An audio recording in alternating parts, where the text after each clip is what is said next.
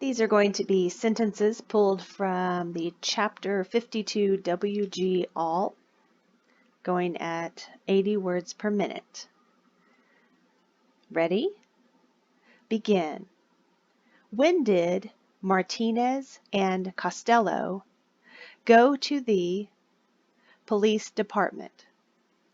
You can tell she gets nervous talking about the hospital, but she tries to hide it with humor. Cocoa is the most important component of chocolate, and it contains theobromine, or C7H8N402. Amy bristled at the frog she had to dissect in her high school science class. You know, that actually brings up an interesting topic. What is the purpose of dissection? Is it animal cruelty, or is it necessary? I remember back when I had to do it, I relied on my gutsier lab partner to do all the incisions while I observed over her shoulder. As a kid, I considered being a veterinarian because what kid doesn't love animals, right?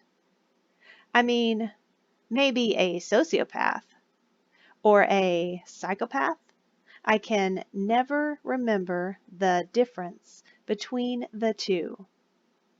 Anyway, I remember doing virtual dissections as a kid and was perfectly fine with that. But there's something about having it right there in front of you and having to actually touch it. Thing is, it's exactly that tactile, hands-on experience that's necessary.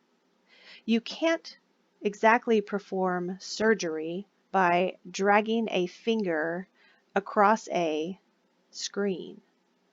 According to a quick Google search, there's a synthetic frog called the SynFrog that provides a solid alternative and hopes to phase out the use of dead frogs. You have to keep it moist and everything, so I guess that's a problem mostly solved. Now, regarding the messier aspects of biological matters, such as maggots, pus, and necrotic tissue, I'm not sure. Maybe exposure therapy of sorts to get over any squeamishness. I don't really know. Regardless, it's not going to be pleasant. Speaking of anyway versus anyways, I looked up the difference and proper use and whatnot. Apparently, anyway is the standard version and won't raise any eyebrows, while anyways is the more casual version. The perp drove a 2015 Ford F-150 and the license plate read QJA 1093. It's much harder to come up with content in a vacuum, that is, unattached to any other subject matter. I pulled up a word generator for inspiration, but the mismatch of words was often too disparate.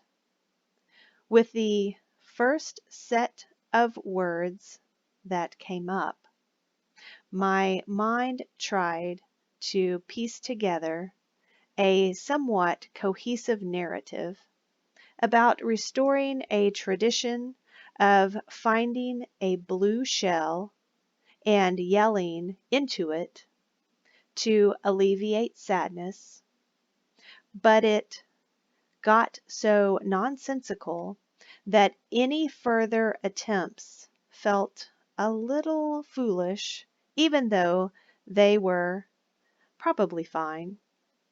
It's much easier to spill your incoherent thoughts into a Word document and work from there, because at least then you have something.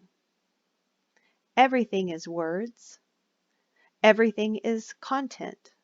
News articles, wellness blogs, movies, books, songs, YouTube videos, podcasts, even conversations and stories of your grandparents' hijinks.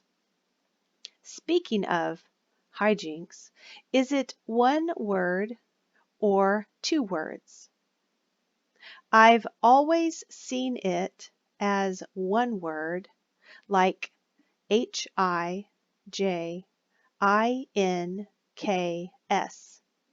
but some sources have it as two words, like HIGHJINKS.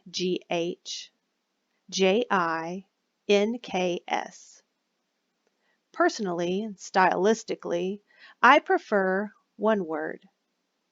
Having jinx by itself just looks awkward. Merriam says the one-word version is less common, but they're both valid. Question: do you remember if he said anything to you before he left for the store? Answer: no, I don't think so, anyway.